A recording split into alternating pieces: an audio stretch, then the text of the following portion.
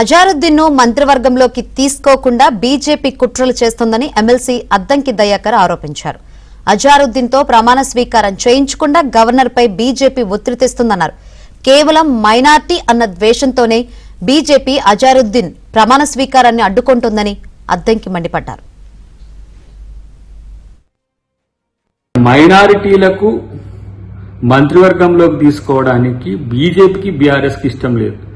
Minority సోదరులారా, ఇది serious గా గమనించాల్సిన అవసరం ఉంది.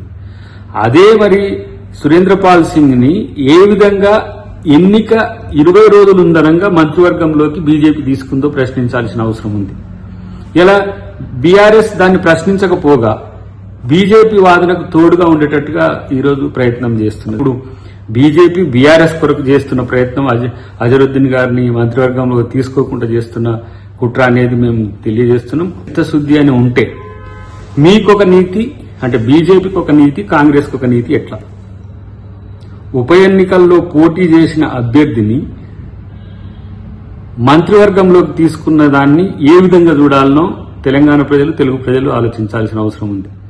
బీజేపీ తన ఎన్నికల్లో గెలవడానికి ఏది చేసినా అది రాజనీతి. కానీ కాంగ్రెస్ అలాంటి ప్రయత్నం చేస్తే అట్లెట్లా చేస్తారు? ఓట్ బ్యాంక్ పాలిటిక్స్ చేస్తున్నారు, పూర్తిగా మైనారిటీలకు అనుకూలంగా ఉంటున్నారు అంటున్నారు. నేనంటున్నా, మరి ఆ రోజు మీరెందుకు సురేంద్రపాల్ సింగ్ కు మంత్రివర్గంలోకి తీసుకున్నారో సమాధానం చెప్పాల్సిన అవసరం ఉంది.